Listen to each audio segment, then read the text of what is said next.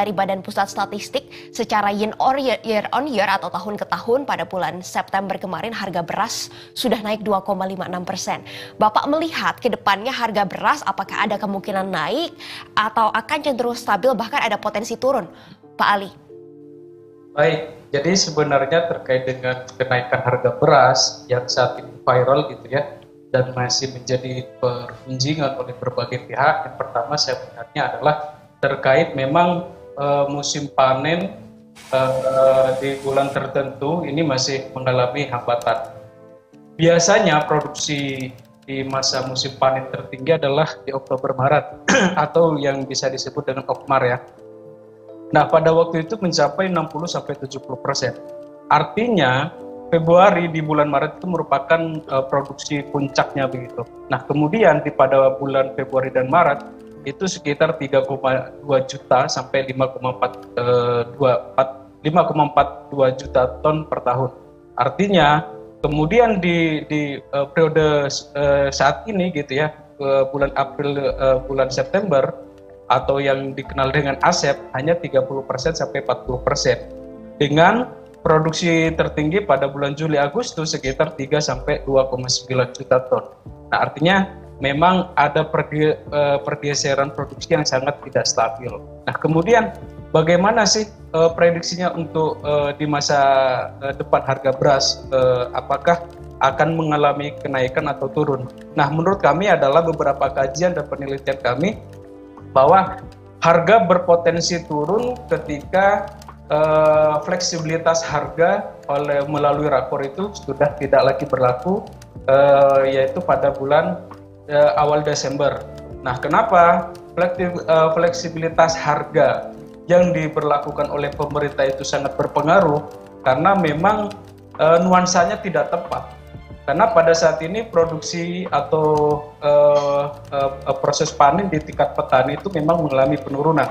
Dan inilah yang harus kita lakukan ke depan.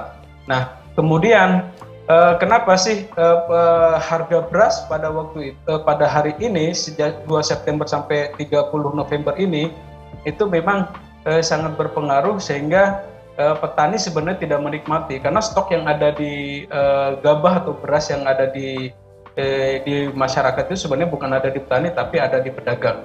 Nah, kemudian faktor yang kedua terkait dengan implikasi kenaikan BBM. Ini sangat berpengaruh dan mengerek biaya logistik dan transportasi.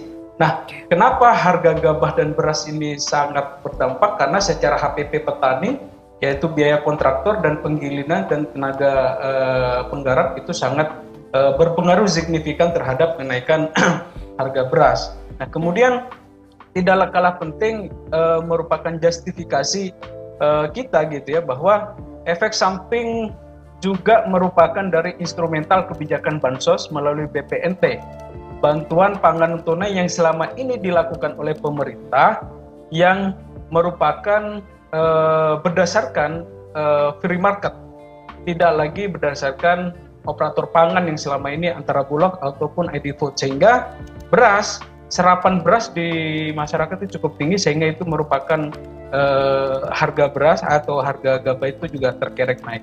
Kemudian kemudian terkait dengan kenaikan harga beras juga tidak lupa Mbak Mercy juga dipengaruhi oleh bahan baku pupuk ataupun fertilizer yang selama ini berkurang. Artinya memang situasi geopolitik yang tidak menentu gitu ya. Kemudian ketersediaan pupuk dan jumlah di masyarakat ini akan berkurang sehingga harga beras mau tidak mau memang ke depan memang harus dilakukan. Begitu, Mbak. Baik Pak, berarti begitu banyak faktor sebenarnya ya Pak yang mempengaruhi pergerakan harga beras saat ini. Tapi tadi Bapak katakan yang paling akan berpengaruh adalah fleksibilitas harga dari pemerintah. Ini bisa dijelaskan lebih lanjut Pak, seperti apa kebijakan pemerintah ini dapat berpengaruh pada harga beras? Betul, jadi fleksibilitas yang dilakukan oleh pemerintah gitu ya. Yang pertama terkait dengan harga floor price ataupun di tingkat petani.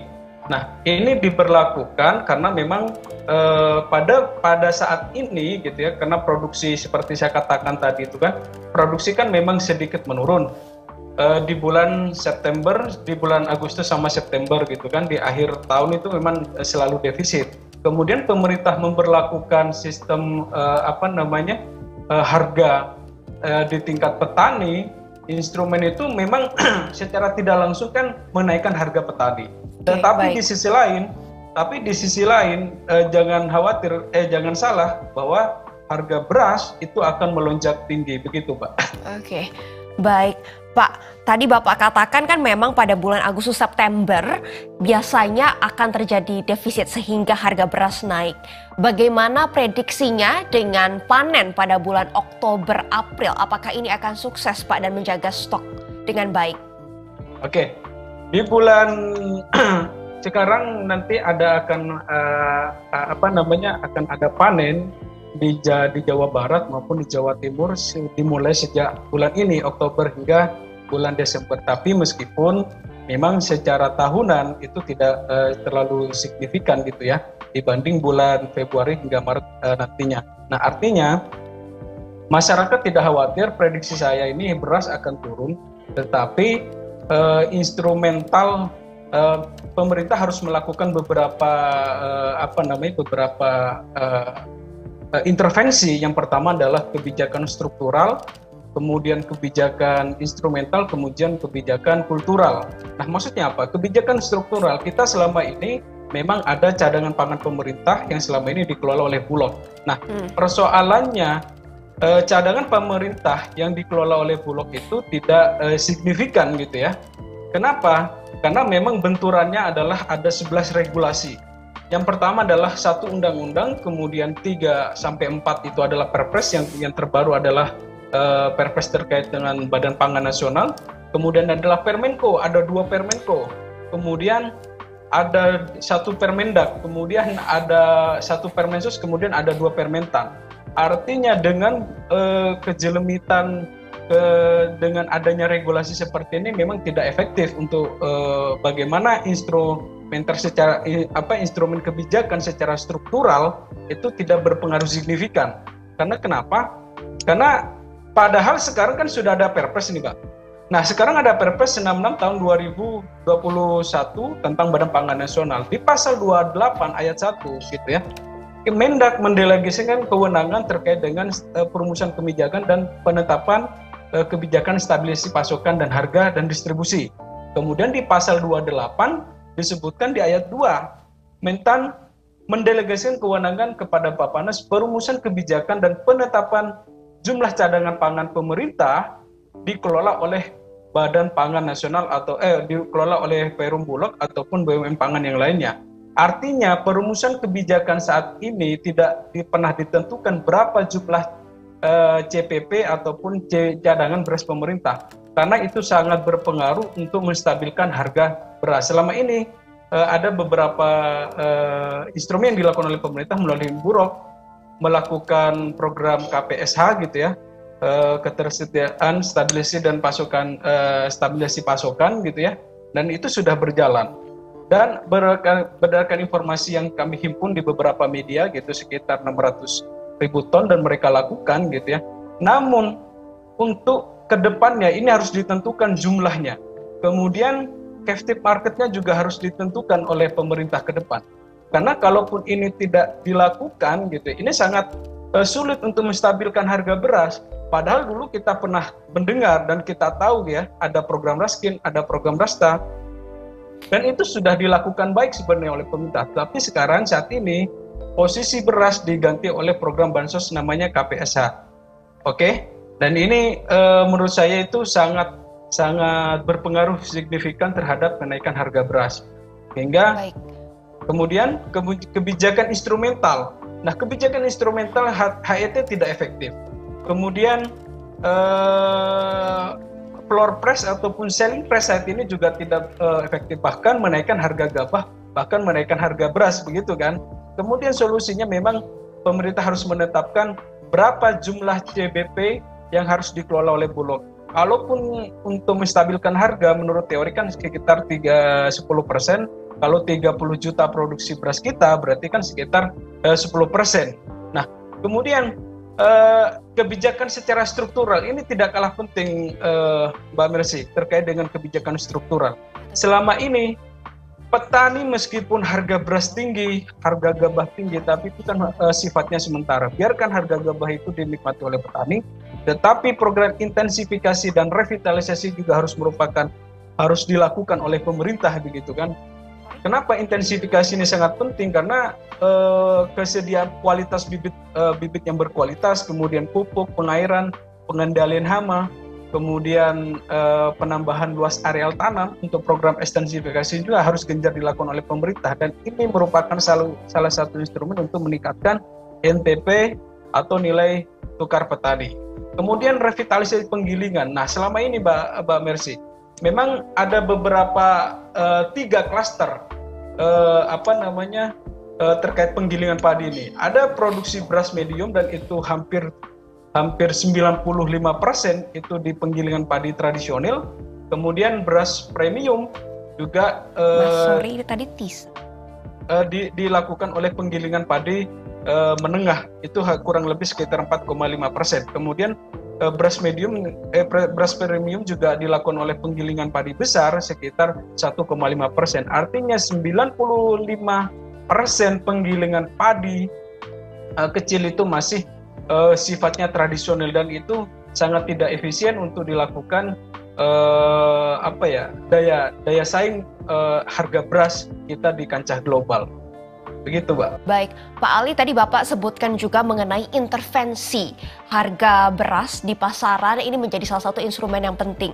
Yang mana kalau kita lihat juga Direktur Utama Perum Bulog Budi Waseso menyatakan kenaikan harga beras saat ini tidak hanya dipicu oleh kenaikan harga gabah, tetapi juga karena banyak pihak swasta yang menguasai pasar beras nasional, sehingga menyulitkan pemerintah menekan harga pasar. Menurut Buas, stok beras milik swasta saat ini bahkan melebihi stok beras Bulog. Kita sama-sama saksikan, Pak Ali, pernyataan dari Direktur Utama Perum Bulog Budi Waseso.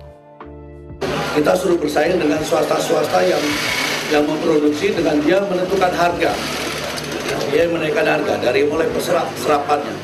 Di wilayah-wilayah lain produksi beras atau gabah ini sekarang rebutan alat angkutnya oleh swasta. Ya, sehingga kita kalah juga gitu. Ya. Jadi kalau kita mau ambil angkutan itu yang sesuai dengan harga swasta, kita juga tidak punya kemampuan. Nah, ini salah satu. Ya, pemirsa, Pak Ali, ini bagaimana tanggapan Anda mengenai pernyataan dari Pak Buas tersebut bahwa banyak swasta yang menguasai pasar ketimbang Bulog di pasar beras nasional ini? Betul. Artinya pernyataan Pak Buas itu, kalaupun kita melakukan rekonstruksi gitu ya, sebenarnya karena efek samping daripada ketidakjelasan berapa sih jumlah yang harus CBP yang dikelola oleh Perum Bulog. Itu yang pertama. Yang kedua, kita sudah menjelaskan tadi terkait dengan jumlah penggilingan padi tradisional hampir mencapai 94% atau sampai 95%. Artinya memang ada sekitar 4,5% itu dikelola oleh penggilingan padi menengah, sampai 1,5% untuk penggilingan padi besar. Nah, kalaupun hal itu terjadi di lapangan, memang harus diidentifikasi dulu, dan memang ada kaitannya terkait dengan kenaikan beras, begitu kan? Nah, instrumen yang harus dilakukan oleh pemerintah mau tidak mau harus menaikkan jumlah CBP yang saat ini tersedia, katakanlah hampir 800.000 ton. Nah, kemudian Kementerian Pertanian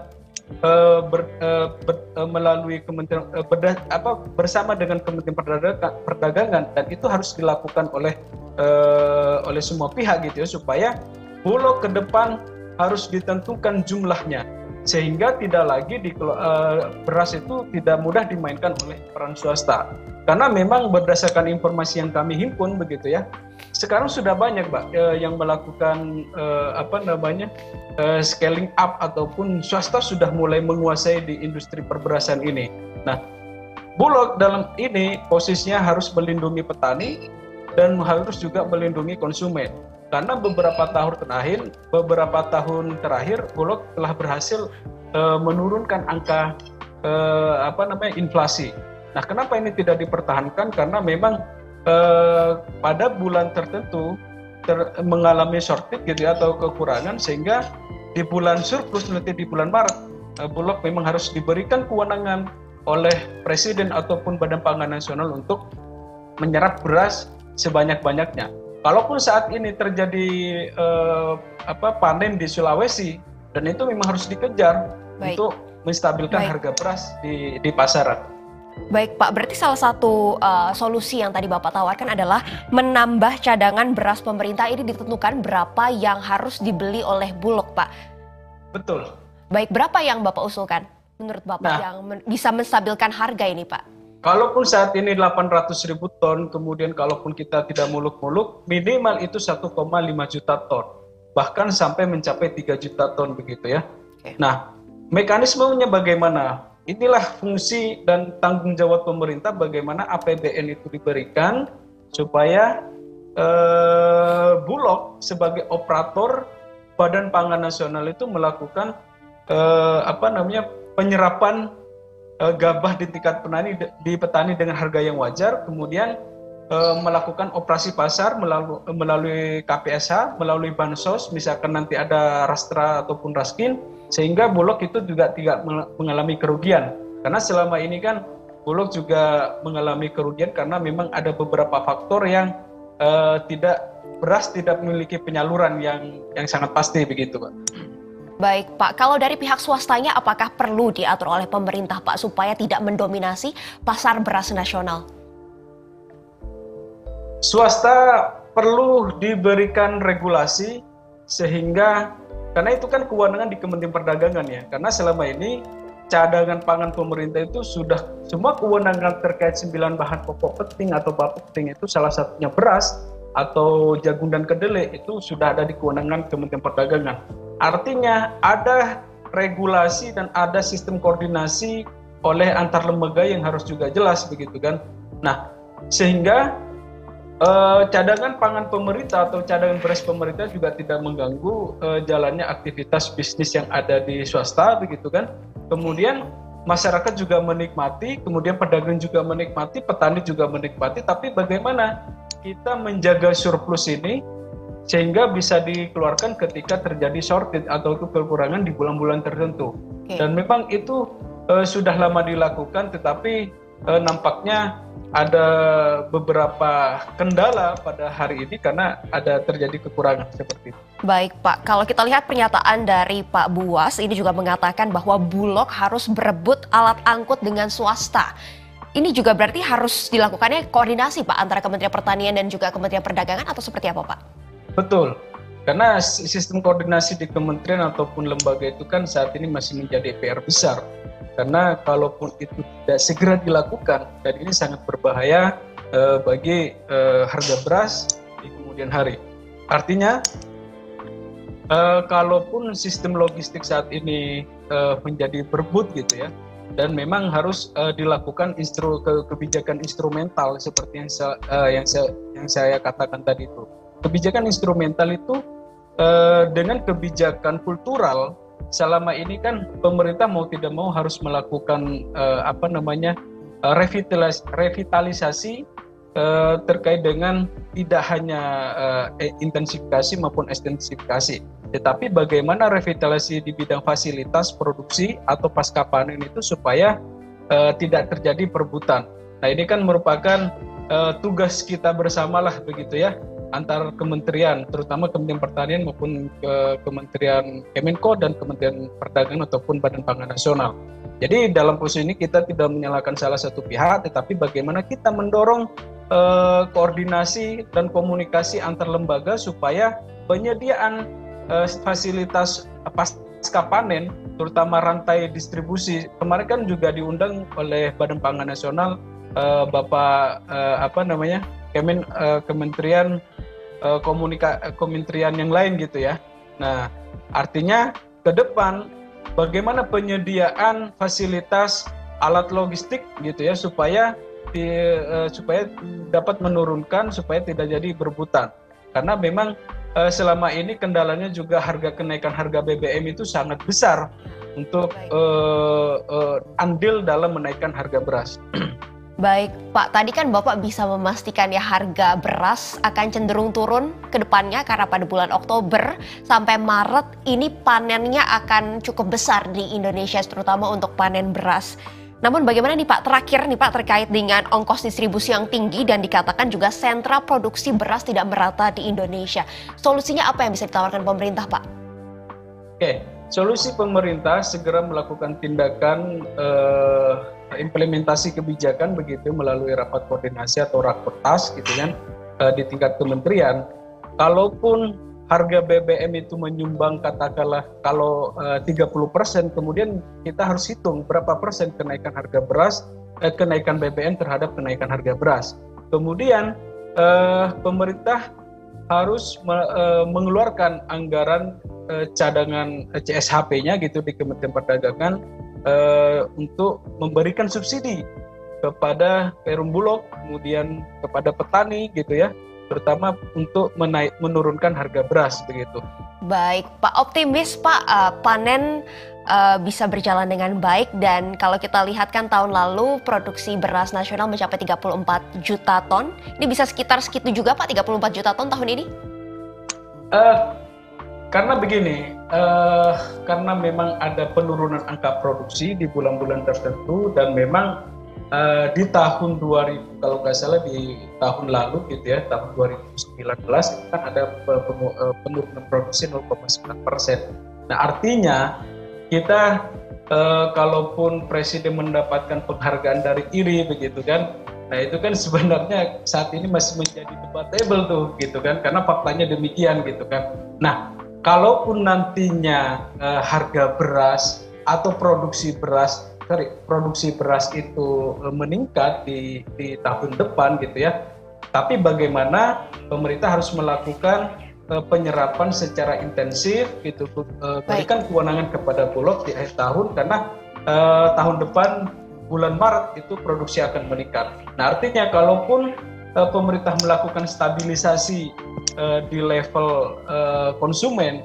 itu sebenarnya masih menjadi PR juga lah bagi kita semua. Baik. Begitu. Baik, Pak Ali Usman, terima kasih untuk pencerahannya siang hari ini.